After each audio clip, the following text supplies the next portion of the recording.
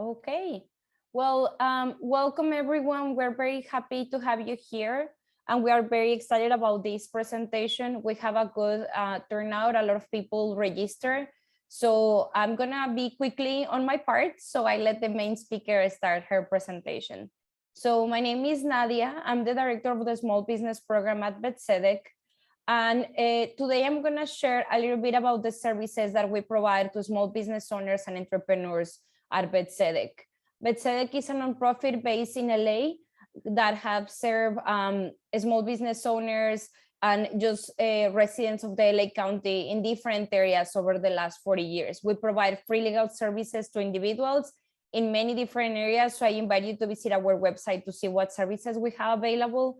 But as I said, in a specific today, I'm gonna focus on the work that we do in the Small Business Development Project.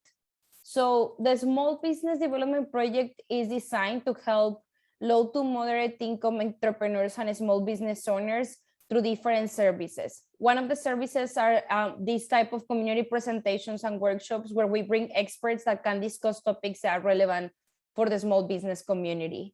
We also have our small business legal academies, which are a combination of presentations and one-to-one consultations with lawyers. We have an academy coming up in September, so please stay tuned so we can register you and have you participate in that small business legal academy. And then we also provide direct legal representation to clients by either placing the clients with pro bono attorneys or through our staff attorneys that are part of the project. So the types of services that we can assist clients with are here. And those include reviewing a contract. So if you have questions about a contract that you are going to sign or you need an attorney to draft a contract for you, we can help you with that. We are also helping clients with commercial lease negotiations. A lot of our clients have questions around some debt that they may have because they couldn't pay the whole rent during COVID. So we can help you negotiate with your landlord. We can also help you understand what is the best business structure for your business. So whether you are in the right moment to incorporate an entity, or maybe you should wait, and what types of entities are available for your business. We can also help you answer general questions related to the obligations of a small business owner as an employer. And we are going to cover today one of the topics that we receive a lot of questions about regarding employment law, so the difference between an independent contractor and an employee. We can also help you answer any questions related to COVID regulations and how those regulations apply to your business. And then also with intellectual property. So if you have a trademark that you want to register, we can help you with that. The services that we offer are free. However, we do have an eligibility criteria. We, as I said, focus on helping low to moderate income entrepreneurs. So we look at both the income of the small business owner and also the profits and sales of the business. We are also limited to helping for-profit business in LA County. So if you are a nonprofit, we cannot provide services to you. However, we have referrals that we can make that can help nonprofits. And then the list of the types of matters that we can take exclude litigation services. So if you are currently in a litigation, we cannot assist you, but also we can provide referrals to you that can be helpful if you are in a litigation. How can you get these services? So you should apply to receive services using this link. I will include the link on the chat. And here is also my email if you have any specific questions. And then I also wanted to mention that through a partnership with LA County Public Council and Tzedek, have launched a small business legal aid program through which both organizations, Public Council and Tzedek, can provide free legal services to small business and entrepreneurs in LA County. I invite you to visit our website. The website is there. And then also, if you have any specific questions, you can also call us directly to our toll-free line. So the line is there. And we invite you to just reach out to us. We are here to help small business owners in LA, and we would like to work with you. And then before we start the presentation, I do have to read the disclaimer. So please note that the information provided in this presentation is for general information only. It is not considered legal advice, and it will not create a lawyer-client relationship with you or your business. Neither the lawyers nor the law firms nor Tzedek will accept any responsibility for losses that may result from your reliance on this information, and instead we urge you to seek legal advice specific to your circumstances. The attorney today will answer general questions at the end of the presentation related to the presentation that she's discussing. If you have very specific questions regarding your business or your employees, we invite you to apply to receive services from us so we can help you and answer those specific questions. I will encourage you if you have any questions, to please include them on the chat. I will be monitoring the chat and I will ask all the questions to the presenter at the end of the presentation. We ask you also to remain on mute. I will mute you if you unmute yourself. We just ask you to wait at the end to answer any questions and to include them on the chat. And then it is my pleasure now to introduce Karen Ronnie. She has over 30 years of litigation experience, 25 of those representing employers in suits provided by former employees or current employees. She advises and counsels employers about numerous aspects related to employment law, and she has been great by providing her time to provide this presentation. We are very excited to have Karen with us, and I will stop sharing my screen so she can start. All right. Well, thank you, Nadia. I appreciate it.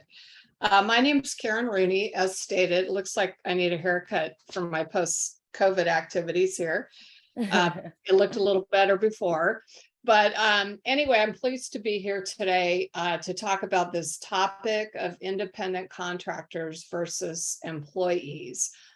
This is a very difficult area of the law right now. I happen to have a few cases in which these legal issues are present, and not even the lawyers and maybe not the judges even understand the law because it's evolving now, meaning it's growing over time. So what may have been true last week could be different by next week. So in addition to being complicated, it's a high risk area of the law to mess with, because we don't know exactly how the law is going to turn out in practical application. So let me pull up the presentation here that I will be following. I think this is it. Let me see. Bear with me a moment. Okay, obviously I'm at page 8, so let me just go back. Anyway, I'm not the best at this, so I'm going to apologize in advance, but here's an arrow. Maybe that'll help. All right, so our presentation today is aptly named, hold on here, Employment Law for Small Businesses, and I named this The Future or Not of Independent Contractors in California, because I would, if there's one rule I can give you to take home, and again, as Nadia said, I'm not providing legal advice, but 99% of the time people call me to find out if they should classify somebody as an employee or an independent contractor. The answer is going to be, and you probably guessed it, employee. Just a brief explanation of what these terms mean. Independent contractor is a person that a business may hire to perform a specific task. For example, if you operate a store, you may have a housekeeping or janitorial service. You may have other periodic services that you use for which you don't need a full-time employee, but you do need services from time to time. And you would hire someone known as an independent contractor in order to perform those services. Now, over the years, there's a huge body of law on what constitutes an employee versus independent contractor. And you may be wondering why people even care. So the reason people care is because the labor laws of our state, which are mostly codified, which just means stuck in a code or a statute and also a book or online, all of those rules apply to employees. And those rules would include things such as overtime pay, meal and rest breaks, give me my paycheck on time, how soon do I get a paycheck if I quit, etc. All of those rules apply to what the law calls employees, but they do not apply to independent contractors. So in the good old days, which was not that long ago, employers tended to try to hire people as independent contractors so they would not be covered by the labor code. Now, people often think, employees also have to have benefits and other things. That's kind of beyond the scope of this discussion.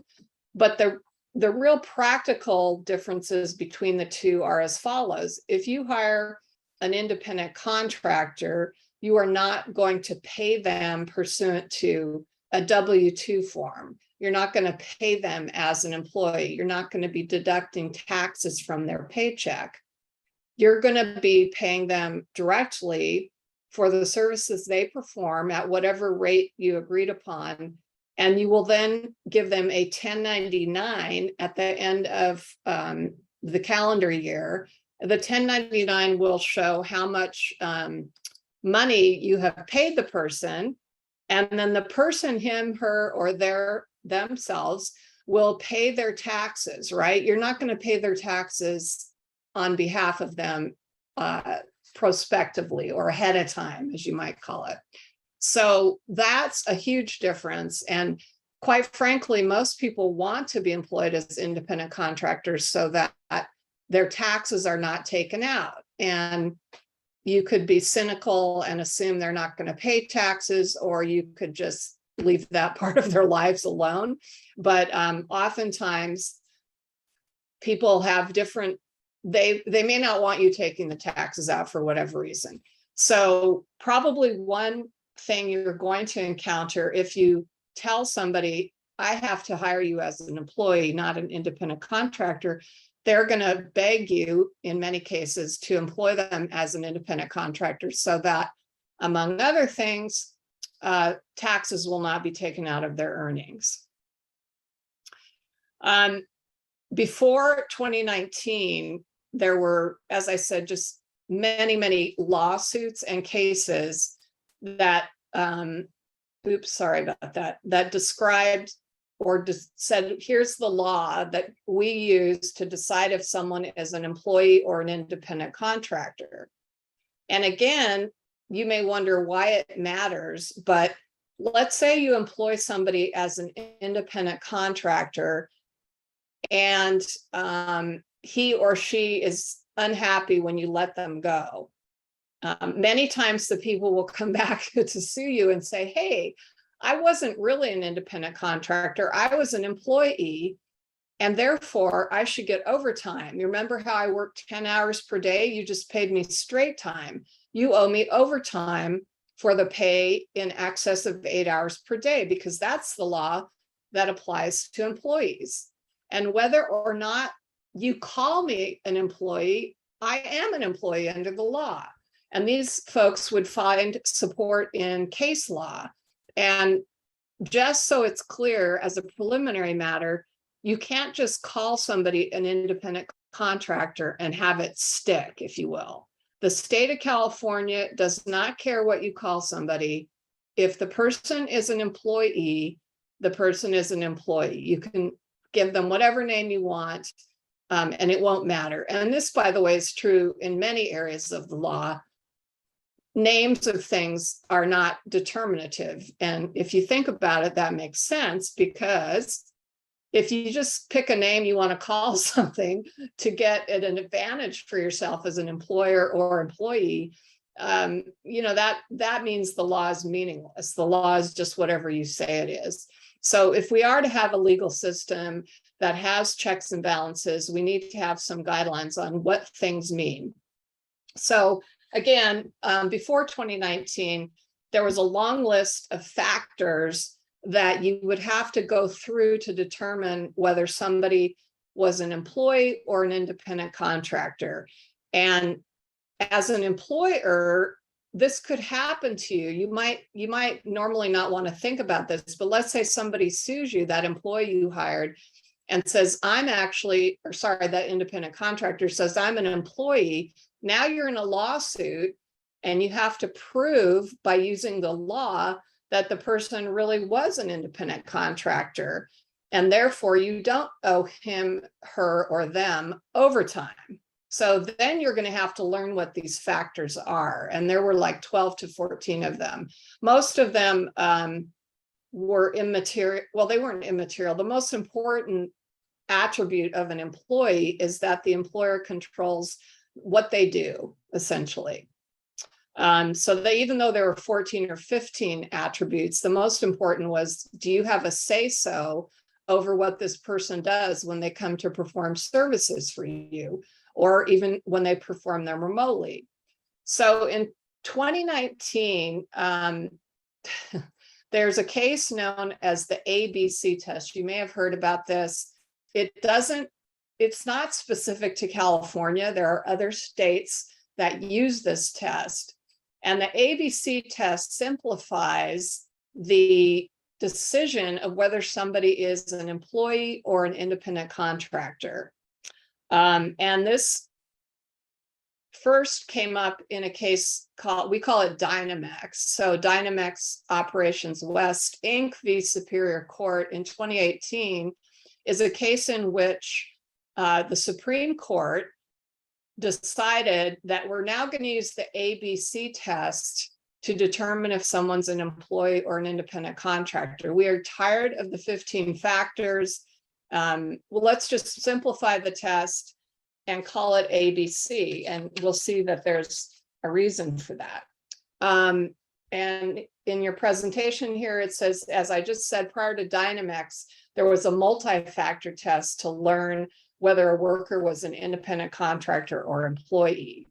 I don't necessarily agree that AB, so AB, it stands for Assembly Bill, right? So before the law goes into, let's say, the labor code, which is our California code about how to treat employees, it's going to start either in the Assembly or the Senate, and each bill that people propose and work on and eventually pass has a name.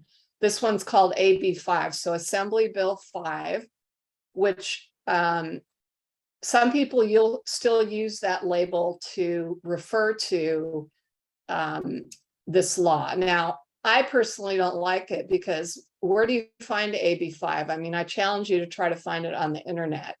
AB5 has now been reduced to some laws that have completely different numbers. We are not going to get too specific about that because it's very confusing, but let me just say that AB5, everyone knows what it is, but I challenge you to find it.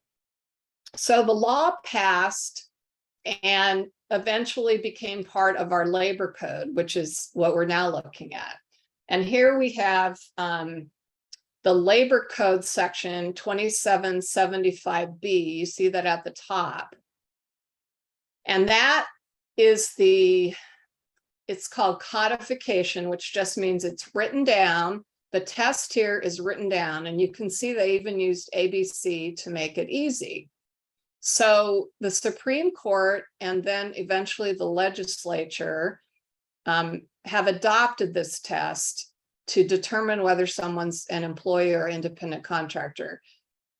And hold on, I'm looking at my timer. I don't want to go over. Okay, so factor A, the person has to be free from the control and direction of the hiring entity in connection with the performance of the work, both under the contract for the performance of the work and in fact. Okay, so I think you remember I told you the biggest factor in the old days, which was 5 years ago, is whether the employer controls and or directs the person in his, her, or their work, right? So in order to make it more complicated, we have this longer version of that. But basically, characteristic A is that the person has to be completely free of your control and direction as an employer. So if, let's say, you have a print shop and you hire someone to do printing for you, and you tell them which machine to put themselves at and how to do the work, that person's got to be an employee, because you're telling him, her, or them what to do and how to do it. This, of course, includes a lot of people who work for you, because unless you're just very trusting with your people, you pretty much want to see what they're doing and tell them how to do it in the way that suits your business purpose. So it's very difficult to prove that you're free from the direction and control of the employer. Again, a good example would be, as I said, if you have a retail establishment and you hire a janitorial service, you might say, clean the place, once a week, but you're not necessarily standing over the person, telling them what to do and how to perform the cleaning task. So that might be someone who's free from the control and direction of the employer, but it also may not be. But that's just an example, and I'm sure any one of you could poke holes in that for me. The second characteristic, or B, in the ABC test, is the person has to perform work that is outside of your, what we call, usual course of the hiring entity's business. So if you run a print shop and you're hiring someone to run the printing press, or which is probably, obsolete now, but whatever the equivalent is today, that person's doing your work for you. They're not doing something that's completely different than your work. So ergo, the shop with the janitorial service, the shop is not engaged in providing janitorial services. It just wants its shop to be clean. So that could be a person who is doing work that's different from what you're doing. And I think, although I haven't been able to follow up on this, I think this factor came about because at some point historically, people thought, oh, you're just hiring an independent contractor so you can get rid of me and not have an employee, which kind of, to me, highlights or predicts this factor. Like, you can't just hire people as contractors and have them take jobs of your employees. That's just my own theory. I've never been able to prove it, but I think that's how this all got started. And then C, the person must be customarily engaged in an independently established trade, occupation, or business of the same nature as that involved in the work performed. So again, that's just a complicated way of saying the person has to have their own business and perform the services they're performing for you for other people. So if you own the shop and the janitorial service comes around once a week, and the janitorial service has a name for its business and provides services for many other businesses, that entity or business would fit criteria C, because they're not just working for you, they're working for a lot of other people. This is not to say that someone who worked for you full time could not be an independent contractor if these other factors were present. It just means that it's a better look if the person is, ABC janitorial service than if it's not. And I think if we have time to get a little further, you'll see why that's important. So if, for example, you are pulled into court, or the labor board or what have you, by one of your former workers who says, I was really an employee, not an independent contractor, then you as the employer have what we call the burden of proof, meaning it's your job to prove the person is not an employee. So the law is going to assume the person is an employee unless you can prove these three factors. And again, the law literally just came into existence, and there are hardly any cases that interpret it. So we really don't know where a lot of this is going. But we do know, this is the other bad part of the law, in my opinion. The law is retroactive, right? So retroactive means it applies in the past. It doesn't just start applying in 2020 when it was adopted. It applies to someone you hired in 2018, assuming they sue you in a timely fashion, which is a separate issue. So you can't just rest on your laurels and say, oh, well, that law only came into effect in 2020, because that is not the case. So you will be responsible for anything that occurred in the past if somebody challenges you. I hope that makes sense. That's called retroactive. Not all laws are retroactive. The legislature has to decide whether it will be or will not be. And here, what retroactive really means is we think you should have known this already, even though the law was different. So again, to me, that's probably an unfair aspect of this, because it's very technical, and how are you supposed to know this, especially as a small business? In my work, I've noticed there are businesses that use a lot of independent contractors, including the entertainment business, a lot of healthcare facilities, et cetera. So there are many types of businesses who are just getting, the gist of this law and changing people over to be employees. So if you're in any profession where the trend has been to employ independent contractors, I would take a serious look at who you're working with and whether they actually fit these criteria. So I know this is a lot, and believe me, it's not easy, because I tried to figure it out for hours for my case, and I'm still trying to think of it. Okay, so, sorry. Now you might think, hold on, did I do 5? Shoot. Oh. Okay, so this is a further explanation of each of A, B, and C. So A is free from controller direction. That's a pretty good summary, I would say. And again, I'm sorry, please forgive me. Again, I'm trying to move this chat thing over. Again, this is the most important qualification of the old school test, and maybe that's why it's A, I don't know. But a worker who is subject as a matter of contract, right? Meaning if you sign a contract with this person and it says, I, the employer, am in charge of how you do your work, or if in practice you control how the work is performed, that would be considered, that person would be considered an employee. And the old test was suffer or permit to work. So they would say if the employer suffers or permits this person to work, they're actually an employee. I know, which is confusing, but now that test is over. And then the law also says you don't have to control every precise detail of the work in order to be found to have control over the worker.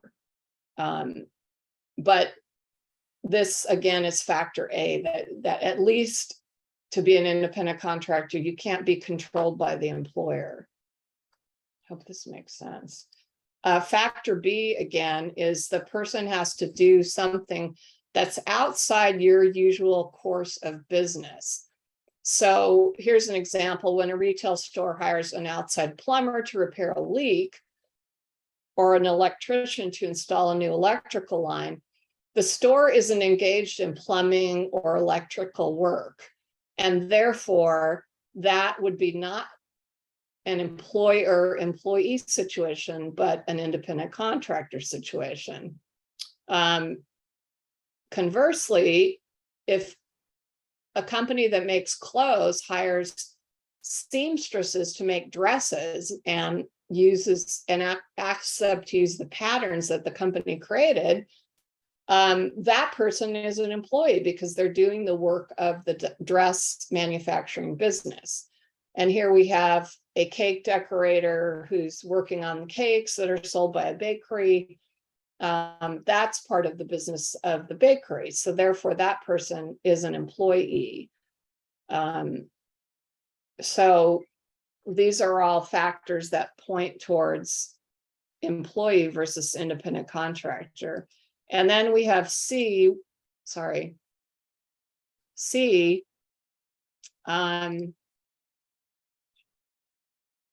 the term independent contractor ordinarily refers to someone who has decided to go into business for him, her, or themselves. And the person would, for example, have a name for their business license. They may have made their business into a corporation. Maybe some of you have done that. They may have had a fictitious business name statement. They may have taken other steps to show that they're actually a business. So that is criteria C. If you can prove the person has their own business, then you are more likely to be able to prove the person is an independent contractor. Okay, 8. When a person has not decided to organize their own business, but is simply called an independent contractor, the law would say there's a significant chance that the person is actually an employee, and you as the employer are trying to avoid the demands of the labor code and the wage orders through what they call misclassification. So misclassification is a big word that just means you called the person an independent contractor and you should have called them an employee. So, and you've guessed it, you have to pay money if you do that. And frankly, the fees for misclassifying employees as independent contractors can be thousands of dollars per worker. So it's definitely something you want to avoid. The other risks associated with misclassification include the EDD that collects payroll taxes may come after you and say, you have all these independent contractors who are really employees, and guess what? You didn't pay their payroll taxes. So unless you can prove to us that those folks posted their own taxes, we're going to charge you for the taxes. Oh, and by the way, we're also going to fine you for not doing it right the first time around. So you actually do not want to get in trouble for this, even if it's just for one worker, because it's extremely expensive. And I'll just tell my own quick war story, which is, as a lawyer, I once hired a paralegal who purported or claimed to have her own business. In fact, on LinkedIn, she stated, I'm an independent contractor. And naturally, I shouldn't say naturally, it didn't work out. And she was not happy with me. So she sued me, claiming she was really an employee. And I had the DLSC, which is, let's just call them the labor commissioner's office, in my office. And I did my whole rigmarole. This, by the way, is before the ABC test, and proved how, she had her own business, she had a business license, blah, blah, blah. And they just said, we don't care. We think paralegals are always employees. So if you do get in trouble with a state agency, you can bet 99.99% of the time they're going to side with the employee. And this is true at the DLSC, or Department of Labor Standards Enforcement, where people file wage and hour claims, just as it is true at the EDD, Employment Development Department.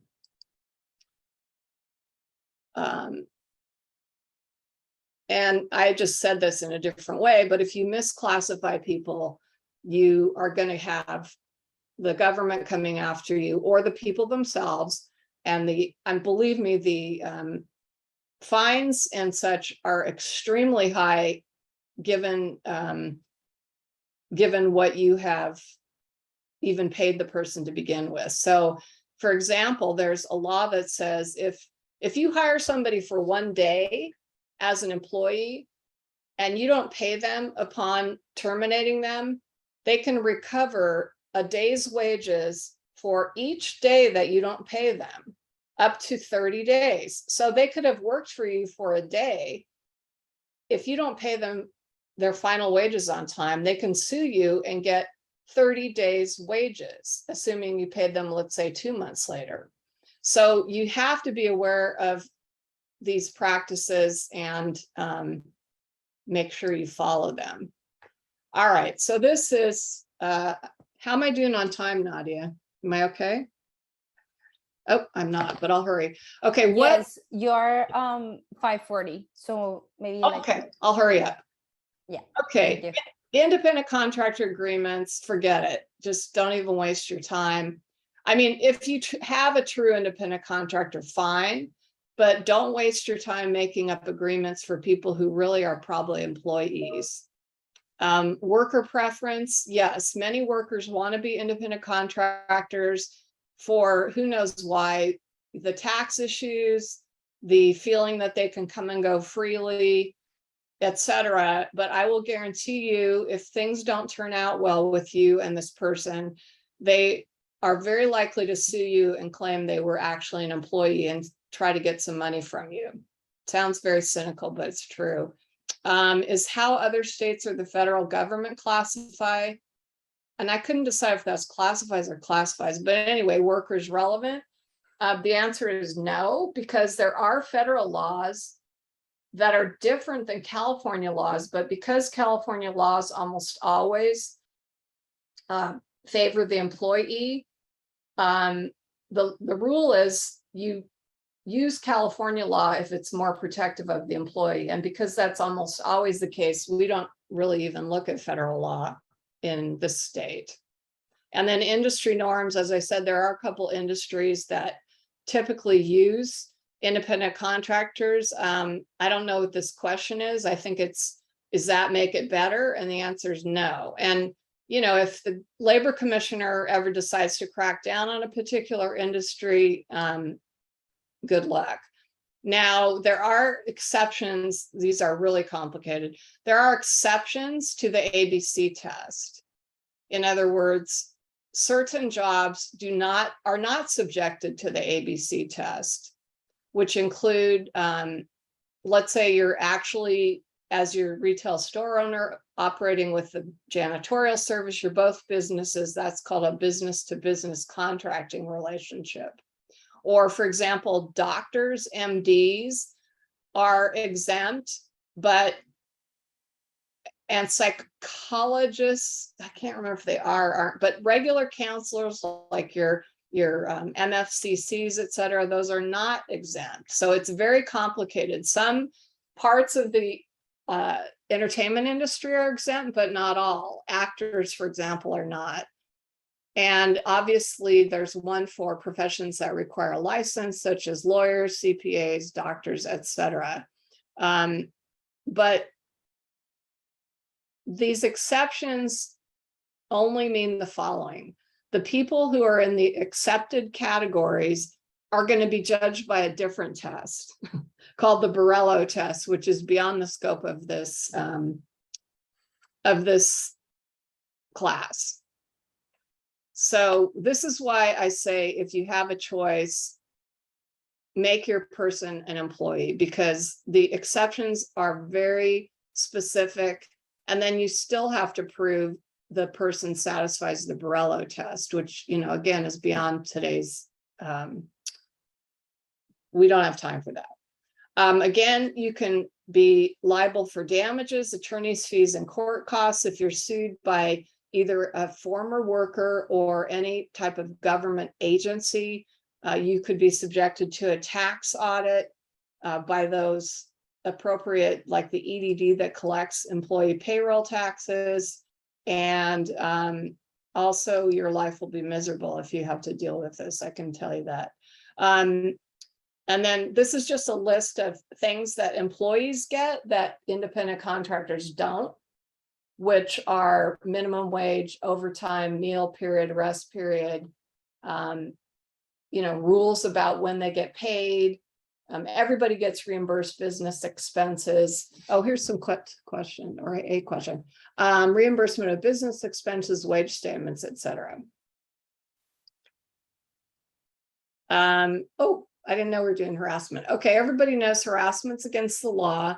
And just note that the laws on who you have to train about harassment and such have changed. And you may well have to provide training to your employees. Internship, I almost say never do it because it's very hard to have an actual legitimate intern, and it has to be through a school program. So unless you're dealing with a school, forget it. Don't try to not pay somebody because they're an intern. And then finally, we're recapping. We've learned about the ABC test, which we now know nobody understands, even lawyers. So please do not feel bad if you find this to be complicated. Number two, we've noticed there are exceptions to that rule, but still those exceptions have to satisfy yet another test. We know that misclassifying is very expensive and painful, especially for a small business. We know that harassment is unlawful, and let's not use unpaid interns. So the bottom line, and I know I'm running over, so I apologize, is it's almost never the case that you actually have a real independent contractor. So be very careful about how you classify people. And it doesn't depend on how long they work for you or how many hours they work for you. It depends on all these other factors that we discussed in a quick manner. Do you want me to answer this question, Nadia? Yeah, I was going to say it's the only question that we received, and I didn't receive any others separately. Okay. So, well, okay. So the question is, what if the employer requires you to get a business license, but otherwise meets A and B of the criteria? I'm not sure what that question is, whether it is. Well, this is what I have to say about business licenses. No matter what, if the person's an independent contractor, they have to have a business license. So business license is one of the things a so-called independent contractor would use to prove they're legitimately an independent contractor, right? They could say, I have a business license, I incorporated, I have this, I have that. Who does that when they're an employee?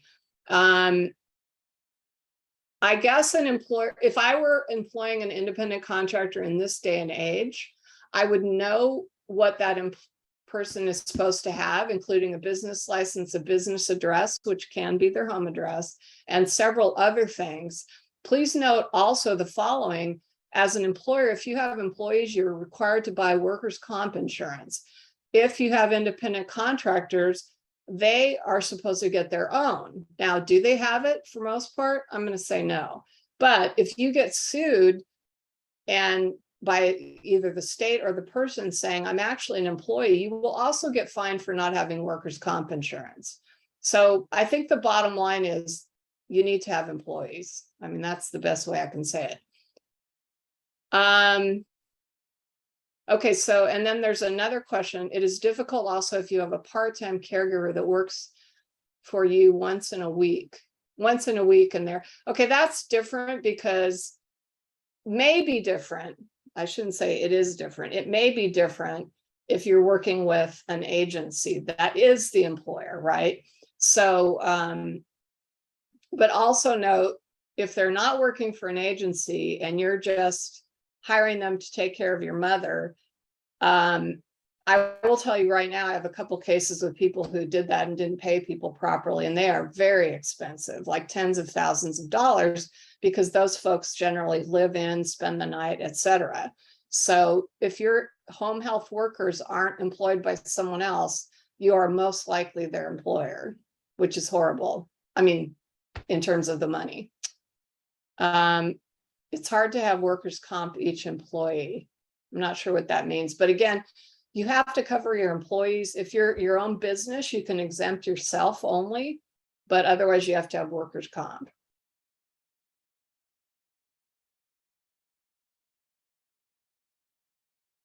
I think we have one more. Oh, yeah, so Karen. okay, so I don't know, I can't really answer this question. It's whether as a business owner, I have coverage for my employee, do I have to add myself? So you need to check with your company, but typically, like I have mine and I'm not covered, but it's a very limited exception. So it would probably depend on, what your policy says, what you do, et cetera. But the odds are, it's at least possible that you don't cover yourself, but I would check with your broker or your carrier. Don't listen to me because I don't know what your policy says. Even if they're only working part-time. Part-time has nothing to do with it. Part-time has nothing to do with whether you're independent contractor or employee. Doesn't matter. You could work for 1 hour for 1 day and be an employee.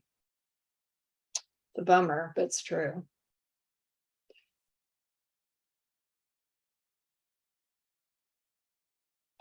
I don't know what this means. Let's see. In case harassment wasn't really have evidence. I'm not sure what that means. I'm sorry. Yeah, that question is not very clear. And we didn't cover a lot around harassment. Yeah, that's a whole nother class. Yeah, exactly.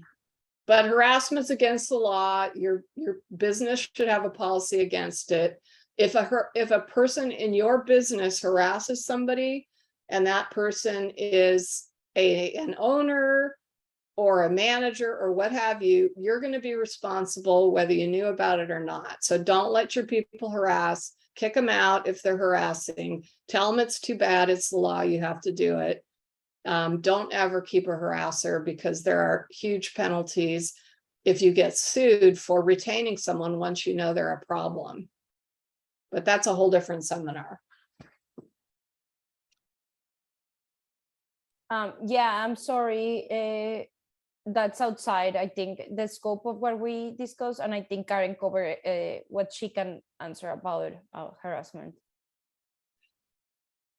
But I would like to know, was this helpful at all? I mean, you don't have to say now or even to me, but only because I think it's really complicated and I have to commend Tzedek for trying to tackle this because I'm telling you, I've been having my nose in a book for a couple of months trying to figure it out. So all of you who even understood anything should be commended and also be commended for being a small employer and actually trying to learn stuff, because most people get in trouble because they think, well, which I did when I started my business, I can figure it out later, but that isn't true. So you are to be commended for attending. And if there are other topics you want to hear about, please let Nadia know. And I'm happy to help with that if they think I'm competent to do so. But thank you for your attention. Yeah, thank you, everyone. I'm gonna include the application to receive services from Tzedek and my email in case you have any questions. I will just include it on the chat. And I think we have one last question, Karen. How do you?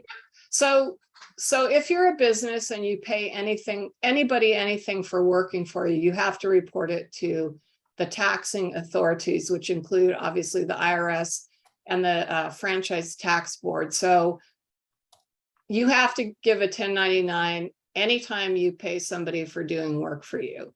But hopefully you have, if not an accountant, at least somebody who knows how to do stuff like that, who will tell you. I personally, because I have my own business, if you will, which is a law firm of myself and my assistant, but I personally use the payroll service provided by Intuit and QuickBooks. So they will, they'll help you out with your taxes and they will prepare your 1099s for you, et cetera. So you might look into that. Thank you for the tip, Karen. People are just writing that. Thank you. And yeah, just thank you for your time. I think it was very, very helpful.